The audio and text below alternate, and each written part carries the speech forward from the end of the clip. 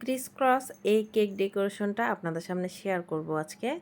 এই কেকের ডিজাইনটা আমি যদিও অনেক দিন আগেই দেখেছিলাম কিন্তু কখনো করা হয়নি।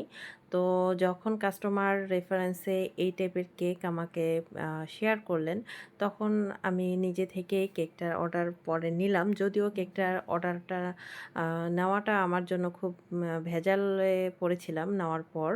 কেকটা একদম আর্জেন্টভাবে উনি অর্ডার করেছিলেন। মানে সকালের দিকে বলেছিলেন, কনফার্ম করতে, করতে একটু লেটও করেছিলেন। যদিও ২ দিন আগ থেকে উনি কেকের অর্ডারের জন্য আমার সাথে মানে মেসেজে অনেক কথা বলেছেন। কিন্তু অর্ডারটা করেছিলেন যেদিন লাগবে ঠিক ওই দিনেই। তো উনি বারবার আমি ফার্স্টের দিকে ক্যানসেল করে দিয়েছিলাম। তারপরে আবার বারবার রিকোয়েস্ট করার পর অর্ডারটা নিয়েছিলাম। যেহেতু উনি বলেছিল যে উনার ছোট বোনের জন্য কেকটা নিচ্ছেন। আ আপনি দেন কেকটা, এরকম করে উনি বারবার বলেছিলেন। তো পরে ক্যানসেল করার পর আবার নিলাম কেকটার অর্ডার। এদিন আমার আরও কেকের অর্ডার ছিল। ওগুলো আগেই কমপ্লিট করে রেখেছিলাম। বাট পরে যখন কেকের অর্ডারটা নিলাম, তখন এই অর্ডারটা নেবার পর কেকটা তৈরি করলাম। যদিও এই কেকটা সবচেয়ে বেটার হয় আপনারা আগের দিন মেক করে ২ টা কেক, যেহেতু দোতলা টাইপের কিন্তু একটু আড়াআড়ি কেক। ক্রিস ক্রস তো মানেই এজন্যই এটার কেকটার নাম এজন্যই দেওয়া হয়েছে যে আড়াআড়িভাবে কেকটা একটু থাকে। এটার ডেকোরেশনটাই এরকম। তো এই কেকটা তৈরি করার পর বেশিক্ষণ ফ্রিজে সেট করতে পারিনি।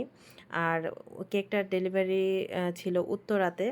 তো একটু দেরি হওয়ার কারণে উনি ফার্স্টের দিকে ডেলিভারি ম্যানের ফোন রিসিভ করতেছিলেন না। যেহেতু ঢাকার ভিতর ডেলিভারি একটু টাইম লাগতেই পারে। ১ ঘন্টার ডিফারেন্স থাকতেই পারে। কারণ যেহেতু আর্জেন্টভাবে কেকটা অর্ডার করেছেন, আমি কেকটা বানিয়ে তারপরে পাঠিয়েছি। আর উত্তরা আমাদের পিকআপ পয়েন্ট থেকে অনেকটা দূর হয়ে যায়। তারপরে কেকটা দেওয়ার পর ফার্স্টের দিকে উনি ফোন রিসিভ করেনি। পরে আবার ফোনটা রিসিভ করে নিজেই পরে মানে পরে ব্যাক করেছিলেন উনি ফোনটা ব্যাক করে তারপর বলেছিলেন যে ডেলিভারি ম্যান কোথায় আসছে। তো একটু ঝামেলা হওয়ার পর কেকটা আমি ডেলিভারি দিয়েছি। আর কেকটা কিন্তু আসলে বানানোর পর অনেক সুন্দর ছিল। আর এই ডিজাইনটা যেহেতু আমার ইচ্ছা ছিল যে এই টাইপের ক্রিস ক্রস ডিজাইন আমি করব, সেজন্যই জাস্ট কেকের অর্ডারটা নেওয়া যে আমি এই ডিজাইনটা আমি তৈরি করি, আমার পেজে একটা নতুন ডিজাইন রাখি।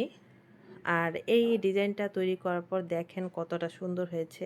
সবচেয়ে বেস্ট হবে আপনারা ২ টা লেয়ারের ২ টা কেক আলাদাভাবে তৈরি করে মিনিমাম ১ দিন ফ্রিজে সেট করে তারপরে উপরের টিয়ারে এভাবে সেট করবেন। তাহলে ডেলিভারি টাইমে একটু রিস্ক কম থাকবে।